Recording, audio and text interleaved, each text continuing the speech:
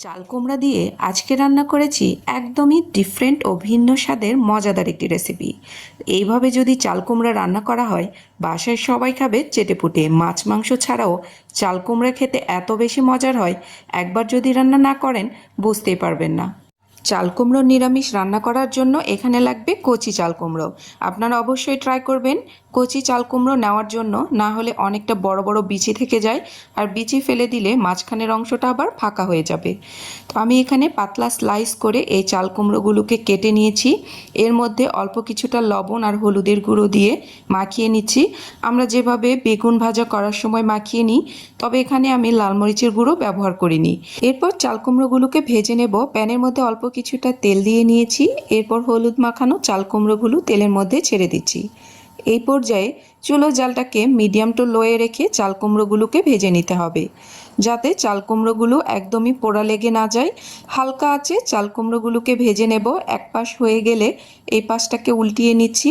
আমার কাছে মনে হয় অনেকেই এভাবে চাল কুমড়ো খাননি, একবার হলেও এভাবে বাসায় ট্রাই করে দেখবেন, খেতে খুবই দুর্দান্ত হয়। তো দেখুন, আমি চাল কুমড়োগুলো হালকা ব্রাউন কালার করে ভেজে নিয়েছি। এখন আমি এগুলোকে প্যান থেকে উঠিয়ে নেব, আর এই প্যানের মধ্যেই আমি রান্নাটা করে নেব। যে পরিমাণ তেল রয়েছে এই তেল দিয়েই কিন্তু রান্নাটা হয়ে যাবে।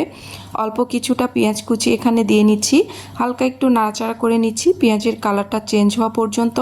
এরপর দিয়ে নেব হাফ কাপ পরিমাণ টমেটো বাটা, আর অবশ্যই এখানে টমেটো বাটাটা ব্যবহার করতেই হবে। মিডিয়াম সাইজের একটা টমেটো একদমই মিহি পেস্ট করে নিয়েছি, সামান্য একটু পানি দিয়ে নিচ্ছি। আর টমেটো বাটা দিলে হালকা একটু টকটক ভাব আসে, আর খেতে খুবই দুর্দান্ত হয়। এখন আমি মশলাগুলো অ্যাড করে দেব। তো প্রথমে দিয়ে নিচ্ছি স্বাদমতো লবণ, এরপর দিয়ে নেব লাল মরিচের গুঁড়ো, কালারের জন্য ব্যবহার করছি হলুদের গুঁড়ো। এরপর দিয়ে নেব আদা রসুন বাটা হাফ টেবিল চামচের মতো। তো সব মশলাগুলো দেওয়া হয়ে গেছে। এখন মশলাগুলোকে বেশ খানিকক্ষণ কষিয়ে নেব, যতক্ষণ না এর কাঁচা গন্ধটা চলে যায়।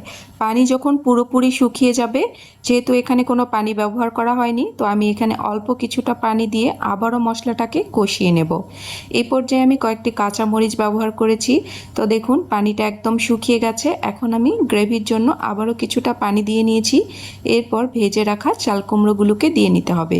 যেহেতু ভাজার সময় চাল কুমড়োগুলো কিন্তু পুরোপুরি সেদ্ধ হয়ে গেছে, এখানে আর সেদ্ধ করার কিছুই নেই। ঢাকনা দিয়ে আমি 10 মিনিট পানি শুকিয়ে রান্না করে নিয়েছি। দেখে বুঝতে পারছেন কতটা লোভনীয় হবে। তৈরি হয়ে গেছে দুর্দান্ত স্বাদের চাল কুমড়ার নিরামিষ। একদমই নতুন একটি রেসিপি, আপনারা বাসায় ট্রাই করে দেখতে পারেন। যদি ভালো লেগে থাকে রেসিপিটি অবশ্যই অন্যদের কাছে শেয়ার করে দেবেন, যাতে অন্যরাও দেখে রেসিপিটি বাসায় ট্রাই করতে পারে। এই পর্যন্তই, ভালো থাকবেন সবাই। আবারও দেখা হবে নতুন কোনো সহজ রেসিপিতে। আল্লাহ হাফেজ, আসসালামু আলাইকুম।